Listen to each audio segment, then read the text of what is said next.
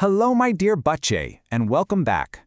I know, exams are just around the corner, and sometimes this chapter on secondary activities can feel a little tricky. But trust me, it's much easier than it looks.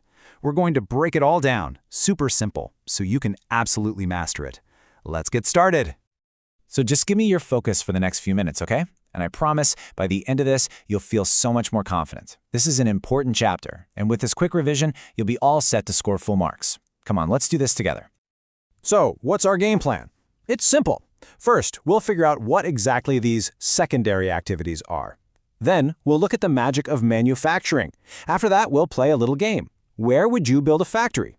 Then we'll get into all the different types of industries, and finally, a quick revision for your exams. It's a perfect little roadmap. Let's begin. All right, let's jump right into our first topic. This is the heart of the whole chapter, really. What are secondary activities? And the secret is all in one simple idea: adding value. Now this sounds a bit like a textbook definition, right? But it's so simple. Just think about it. You take a raw mango. It's nice, but it's just a mango. Now what if you add some salt, some oil, some masalas, and let it sit? You get a delicious pickle. That pickle is way more valuable than the raw mango, isn't it? That's what secondary activities do. They take a raw material, like cotton, and turn it into something much more valuable, like the t-shirt you're wearing right now. Let's trace this journey. It all starts with iron ore, just a rock dug out from the ground in a mine. That's a primary activity. Then this rock goes to a huge steel mill where it's melted and processed. That's the secondary activity. And what comes out? Steel, which is then used to make something amazing, like a car. See how the value just keeps getting bigger and bigger at each step? From a simple rock to a cool car. That's the power we're talking about. You know, the biggest and most important type of secondary activity is manufacturing. This is really the engine that makes all the things we use every single day. So what does modern manufacturing look like? Well, it's all about using big machines and a lot of power to make things in huge quantities. That's mass production. It also means you have specialized workers, where one person does just one specific job over and over again. And all of this happens in a factory, creating goods that are all exactly the same. Okay, now for a fun question. Imagine I gave you, let's say, 10 crore rupees and told you to build a factory. Where would you build it? You wouldn't just put it anywhere, right? The location is super important for it to be successful. There are a few key things you'd have to think about. First, you need customers, a market. Then you need your raw materials nearby. For example, why are most sugar factories right next to sugarcane fields? Because sugarcane is heavy and it can spoil quickly. You also need workers, a good supply of electricity, and roads or railways to transport everything. And sometimes the government even gives you special benefits to build in a certain area. Okay, my dear students, pay close attention now. This section is a favorite for exams. We're going to look at how we group different industries. And don't worry, we'll use a simple chart to make it crystal clear. Now, when you first see this chart, you might think, oh my God, so much to remember. But don't worry at all. We'll focus on the most important parts for your exam. We can classify industries based on their size, what they use as raw materials, what they produce, and who owns them. Simple. The easiest way to think about industries is by their size. I mean, is it a small little business run from home, or is it a gigantic factory that covers acres and acres of land?